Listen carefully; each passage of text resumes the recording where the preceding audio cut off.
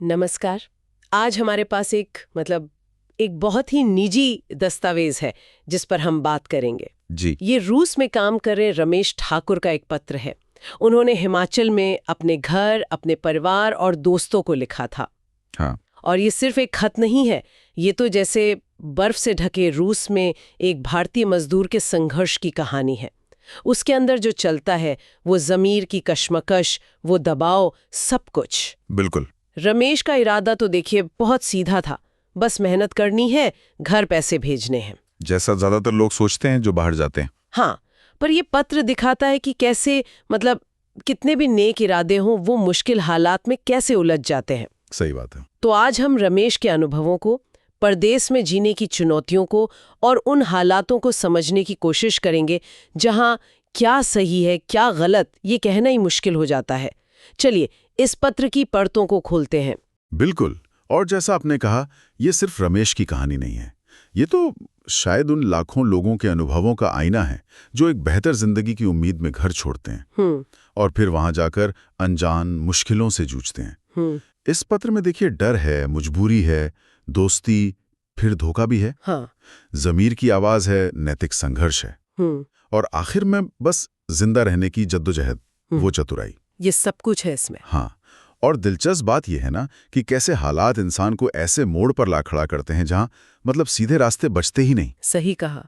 और रमेश जब रूस पहुंचे, वो शुरू में ही उस माहौल का जिक्र करते हैं।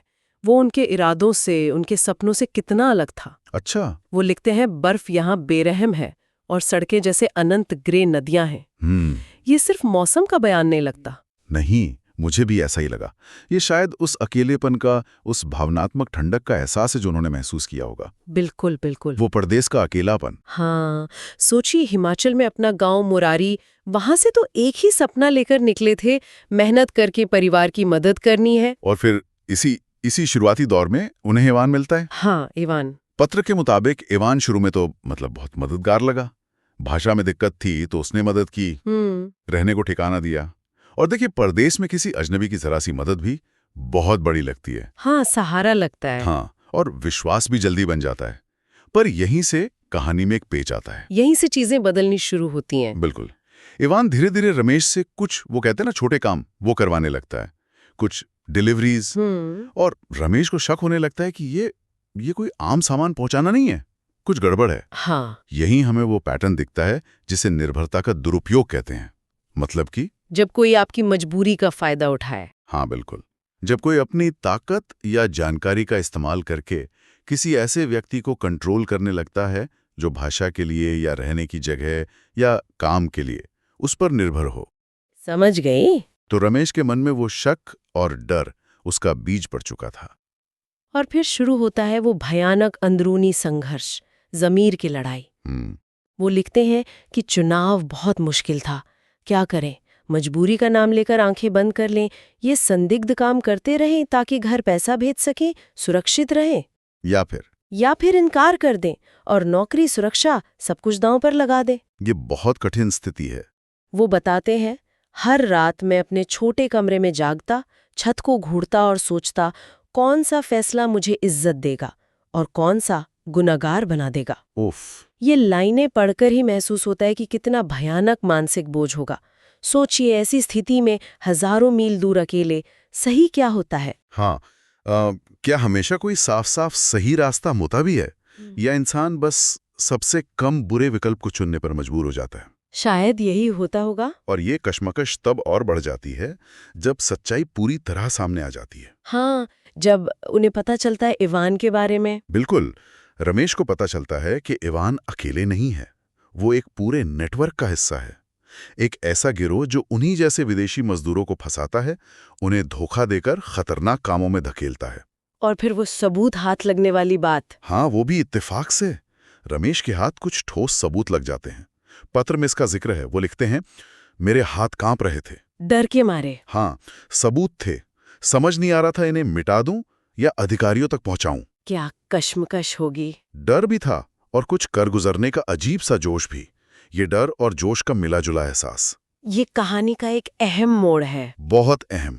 अब शक नहीं रहा, पक्की जानकारी है। अब सवाल सिर्फ जमीर का नहीं, जान का भी है। सही बात है। सबूत मिटा दें तो शायद सुरक्षित रहें, पर जमीर पर हमेशा का बोझ रहेगा। और अगर अधिकारियों को बता दें तो ये सही काम होगा, पर खुद के लिए बहुत बड़ा खतरा। हाँ, जान का खतरा। तो ये डर और कुछ करने की वो तेजना, ऐसी स्थिति में ये बहुत स्वाभाविक है। और यहाँ रमेश का जो अगला कदम था वो सच में सोचने लायक है। हाँ, क्या किया उन्होंने? उन्होंने कोई जल्दबाजी नहीं की, कोई जज्बाती फैसला नहीं लिया। पत्र बताता है कि उन्होंने पहले ईवान पर नजर रखी, उसकी गतिविधियों को, उसकी चाल को समझा। अच्छा, मतलब होशियारी दिखाई। हाँ, उन्हें यह एहसास हुआ कि यहाँ सिर्फ हिम्मत से, बहादुरी दिखाने से बात नहीं बनेगी, यहाँ होशियारी से काम लेना होगा। उन्होंने स्थिति का पूरा विश्लेषण किया और फिर अपनी रणनीति बनाई। ये परिपक्वता दिखाता है। बिल्कुल, सीधे भिड़ने के बजाय उन्होंने चुपचाप काम किया। पत्र में जैसा लिखा है, उन्होंने एक डिलीवरी का रास्ता बदला। ओके। और फिर सही वक्त देखकर पूरी गोपनीयता बरतते हुए अधिकारियों तक जानकारी पहुंचा दी। वाह। ये सिर्फ चतुराई नहीं थी, इसमें जोखिम का एक बहुत ठंडा आकलन भी शामिल था। अगर वक्त या तरीका जरा भी गलत होता तो वो खुद फंस सकते थे बुरी तरह। हाँ, तो ये कदम दिखाता है कि उन्होंने डर पर काबू पाया और सोच समझकर अपने आप को और शायद अपने ज़मीर को बचाने का एक रास्ता चुना। और नतीजा क्या हुआ? नतीजा वही हुआ जो होना चाहिए था। ईवान और उसका गिरोह पकड़ा गया। अच्छा, तो फिर तो रमेश को बहुत खुशी हुई होगी, एक जीत का एहसास। यही तो बात है, उन्हें जीत का एहसास नहीं हुआ। वो लिखते हैं, मुझे कोई जीत महसूस नहीं हुई, सिर्फ एक खाली राहत। खाली राहत। ये खाली राहत शब्द बहुत कुछ कहता है। हाँ, क्या मतलब हो सकता है इसका? ये शायद उस मनोवैज्ञानिक कीमत की तरफ इशारा करता है जो ऐसी मुश्किल परिस्थितियों से गुजरने पर चुकानी पड़ती है।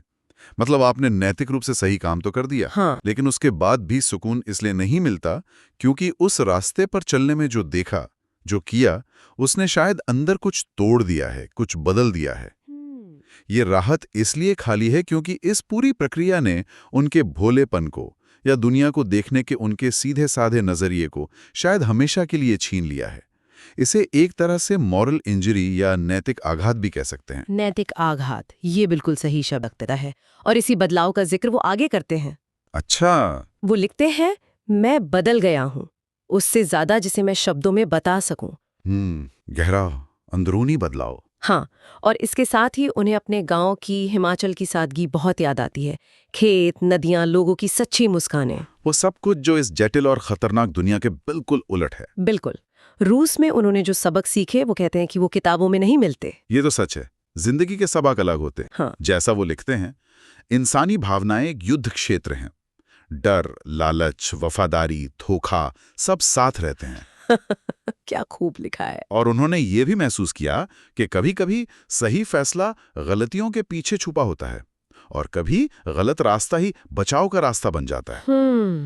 ये बहुत गहरी बात है। हालात आपको ऐसा सोचने पर मजबूर कर देते हैं। बिल्कुल।